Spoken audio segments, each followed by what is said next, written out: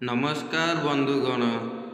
आजिर एही भिडियोरे मु आपणंकु जणाइबाकु जाउअछि श्रीकृष्णंकर भगवद गीतार 25टी शिक्षा, जहाँकि आपणंकर जीवनकु पूरा स्वच्छमय करिदेव आउ आपणंकर जीवन रे आसुथिबा समस्त दुख कष्ट को मध्य दूर करिदेव।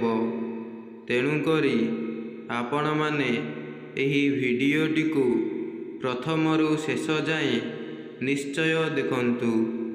आउ एही भिडियोटी आपणंकु भल लागुथिले मोर एही कमेंट बॉक्स रे निश्चित भावरे गोटिए कमेंट करी जांतु। आउ डेरी न करी चलंतु आमे एही भगवद गीतार 25टी शिक्षा कौन कौन अटे आमे आलोचना करिबा। तो सांगमाने प्रथमरे आसुअछि कर्म कर फलर आशा छाड़ी दियो।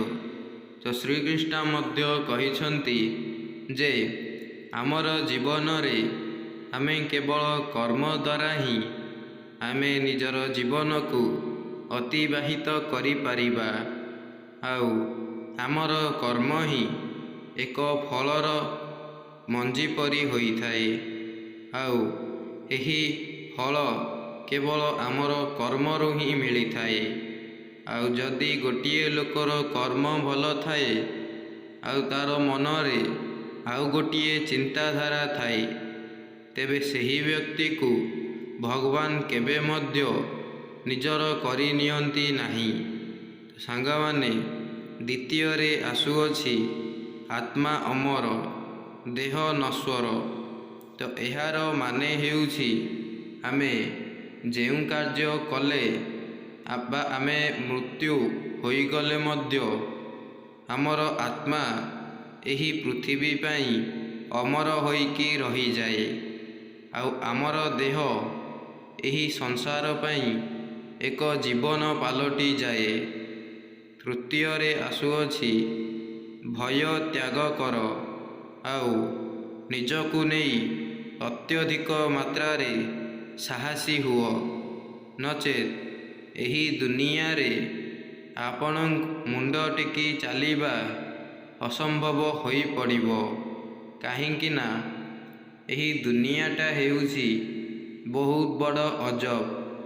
जदि आपण एही दुनिया रे चलिबाकू हेले निज पाखरे एक मनोबल भाव आउ निज पाखरे टंका रहिबा निहाती आवश्यक अटे। चतुर्थ रे सुख दुख एक प्रक्रिया अटे, ना आकु किए परिवर्तन करि पारिबो ना आकु किए एक सुख बदल रे दुख देई पारिबो। एहा हेउछि समयर एक अंश विशेष अटे।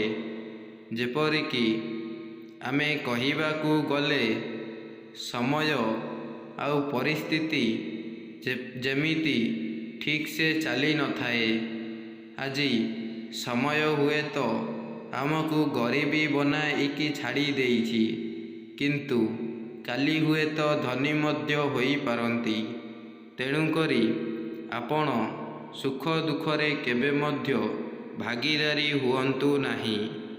पंचम रे क्रोध वृद्धि को ही नष्ट करि देई थाए। काहेकि ना एही क्रोध समय रे मनीष तार विवेक आउ वृद्धि को अत्यधिक मात्रा रे हराई बसी थाए। आउ क्रोध चलीगला परे से बेले बेले भाभी थाए जे क्रोध समय रे मु कौन सबू कहीगली आउ एहा मोर कहिबार नथिला। तो सांगमाने एही क्रोध ही हेउछि मनीषर बड़ शत्रु। तेणुकरी जे कोनोसी कार्य हेउ किंबा जे कोनोसी झगड़ा हेउ आपण सेथिरु दूरे रुहंतु। आउ षष्ठ रे आसुअछि ସଂଯମ ହିଁ ସତ୍ୟ ଶକ୍ତି। ତ ସଂଯମ ହେଉଛି ଗୋଟିଏ କର୍ମର ଆବିର୍ଭାବ। ଆମର କର୍ମ ହିଁ ଏହି ସତ୍ୟ ମାର୍ଗରେ ନେଇଥାଏ।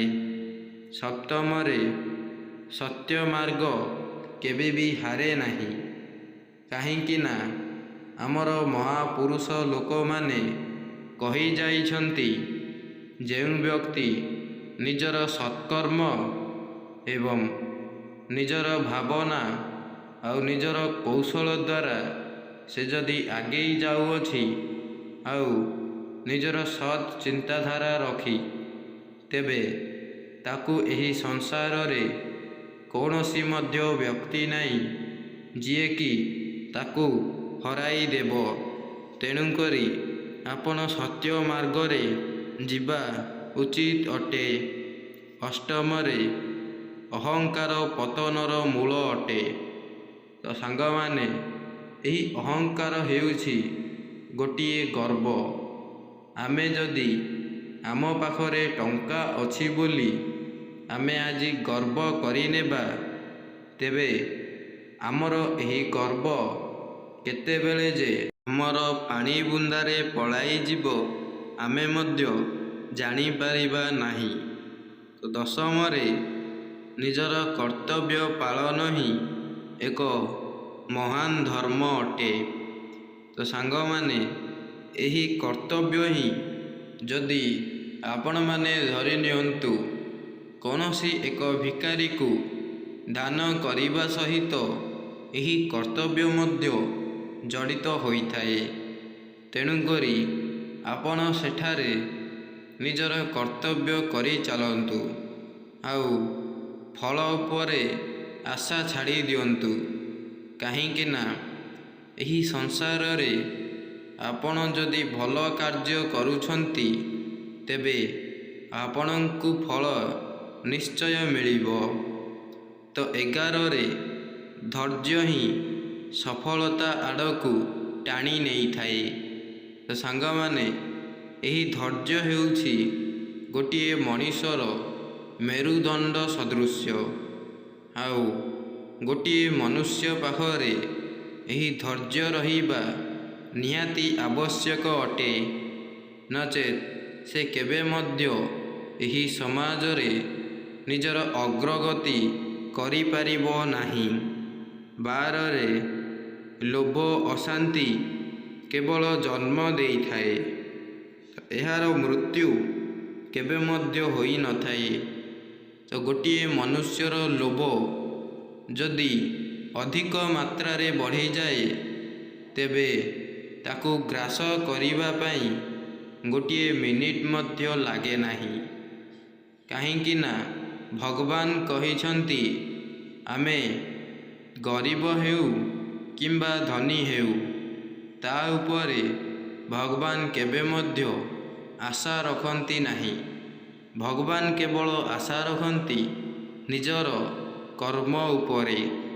ଆଉ ଆମେ ଯଦି ନିଜ କର୍ମ ଉପରେ ଆଶା ନ ରଖି ବରଂ ଏହି ସମାଜରେ ଏକ ଲୋଭମୟ ବ୍ୟକ୍ତି ହୋଇଯିବା, ତେବେ ଏହି ସମାଜ ଆମକୁ ତଳେ ପକାଇ ଦଳି ଦେବାକୁ ଲାଗିବ। ତେଣୁ ଆପଣ ଏହି ଲୋଭ ଅଶାନ୍ତିଠାରୁ ଦୂରେଇ ରହିବା ଉଚିତ ଅଟେ। 13ରେ, ମନକୁ ନିଜ ବାସ୍ତୁ ଉପରେ ରଖନ୍ତୁ। କାହିଁକି ନା ମନ ହେଉଛି ଏକ ପୁସ୍ତକ ଭଳି। ଆମେ ମନକୁ ଯେଉଁଭଳି ଭାବରେ ନଚେଇବା, ଆମର ମନ ସେହିଭଳି ଭାବରେ ନାଚିବାକୁ ଲାଗିବ। ତେଣୁକରି ଆପଣ ନିଜର ମନକୁ ନିଜର ଏକ ଆଟ୍ଟା ପରିଆ ରଖନ୍ତୁ। ଯେମିତିକି ସେ ଯେତେବେଳେ ଚାହିଁବ ସେତେବେଳେ ଆପଣଙ୍କର ମାଇଣ୍ଡକୁ ଭଲ ଭଲ ଖବର ପଠାଇ ପାରିବ। 14ରେ, କର୍ମ ବିନା ଉନ୍ନତି ନାହିଁ। କାହିଁକି ନା ଏହି ପୃଥିବୀରେ ଯେତିକି ବି ଲୋକ ଅଛନ୍ତି, ସେଥିରୁ କେବଳ 20% ଲୋକ ହିଁ ନିଜ ମନରେ ଗୋଟିଏ ଚିନ୍ତାଧାରା ରଖନ୍ତି ଯେ ମୁଁ କାର୍ଯ୍ୟ କରିବି ନାହିଁ, ତଥାପି ମୁଁ କେମିତି ନିଜର ଉନ୍ନତିର ସ୍ୱାଦ ଚାଖିପାରିବି। କିନ୍ତୁ ଏହା ତାଙ୍କ ପକ୍ଷେ ଅସମ୍ଭବ ହୋଇଥାଏ। କାହିଁକି ନା କଥାରେ ଅଛି, କର୍ମ ବିନା ଉନ୍ନତିର ସ୍ୱାଦ ଚାଖିବା ଅସମ୍ଭବ ଅଟେ। କାହିଁକି ନା ଭଗବାନ ଆମକୁ ଏହି ସମାଜରେ ସୃଷ୍ଟି ଦେଇଛନ୍ତି ସତ, କିନ୍ତୁ କାହାକୁ ଗରିବ ଘରେ, ହୁଏତ ଆଉ କାହାକୁ ଧନୀ ଘରେ ଜନ୍ମ ଦେଇଛନ୍ତି। ଏମିତିକି ନୁହେଁ, ଆମେ ଧନୀ ଘରେ ଜନ୍ମ ନେଇଛନ୍ତି ସତ, କିନ୍ତୁ ଆମେ କର୍ମ କରିବା ନାହିଁ, ଆଉ ନିଜର ଗର୍ବରେ ହିଁ ନିଜ ପ୍ରତି ଏକ ଲୋଭ କରିବା। ତ ଏହା କରିଲେ ଆପଣଙ୍କର ସେହି ଲୋଭ, ଗର୍ବ, ଅହଙ୍କାର ଦିନେ ନା ଦିନେ ଭାଙ୍ଗିଯିବ, ଆଉ ଆପଣ କର୍ମ କରିବା ନିଶ୍ଚିତ ହୋଇପଡ଼ିବ। 15ରେ ସମତା ହିଁ ଏକ ଯୋଗ। ଯେପରି ଗୋଟିଏ ନିଶାଦ୍ରବ୍ୟ ଖାଇଲେ ଆମକୁ ନିଶା ହୋଇଯାଏ, ଠିକ୍ ସେହିପରି ସମତା ମାନେ ବ୍ୟାୟାମ କରିବା। ଏହି ବ୍ୟାୟାମ କରିବା ହିଁ ଗୋଟିଏ ଯୋଗ ଅଟେ। 16ରେ ଈର୍ଷ୍ୟା ଆତ୍ମନାଶ କରିଦିଏ। କାହିଁକି ନା ଯଦି ଗୋଟିଏ ମନୁଷ୍ୟ ମଧ୍ୟରେ କୌଣସି ଏକ ପ୍ରକାରେ ଗୋଟିଏ ଈର୍ଷା ଆସିଯାଏ, ତେବେ ସେ ତାର ଆଗକୁ ଯିବା ବଦଳରେ ସେ ତାର କିଛି ଭୁଲ ବୁଝାମଣା ଲାଗି ପଛକୁ ଫେରିବାକୁ ଲାଗିଥାଏ। 17ରେ ଶ୍ରଦ୍ଧା ମଣିଷକୁ ମହାନ କରିଦିଏ। ଯେପରିକି ଆମେ ଗୋଟିଏ ଭିକାରୀକୁ ଗୋଟିଏ ପାଉରୁଟି ଖାଇବାକୁ ଦେଲେ, ତ ତା ପରଦିନ ଆମର ସେହି ଶ୍ରଦ୍ଧା ଆମକୁ ଏକ ଉନ୍ନତିର ମାର୍ଗରେ ପହଞ୍ଚାଏ, ଆଉ ଭଗବାନ ମଧ୍ୟ ଆମ ଉପରେ ବହୁତ ଖୁସି ହେବାକୁ ଲାଗନ୍ତି, ଆଉ ଆମେ ମଧ୍ୟ ଏହି ମନୁଷ୍ୟ ଜଗତରେ ଶ୍ରଦ୍ଧାକୁ ନେଇ କିଛି କିଛି ଦାନ କରିବା ଉଚିତ ଅଟେ। 18ରେ ଜ୍ଞାନ ଅଜ୍ଞାନକୁ ଦୂର କର। ତ ଅଧିକାଂଶ ଲୋକ ଅଛନ୍ତି ଯେଉଁମାନେ କେବଳ ଅଜ୍ଞାନ ପଛରେ ହିଁ ପଡ଼ି ନିଜର ଜୀବନକୁ ଏକ ବାସ୍ତବ ଖେଳନା ପରି କରିଦିଅନ୍ତି, ଯାହାଫଳରେ ତାଙ୍କର ଭବିଷ୍ୟତରେ ସେମାନେ କିଛି ମଧ୍ୟ କରିପାରନ୍ତି ନାହିଁ।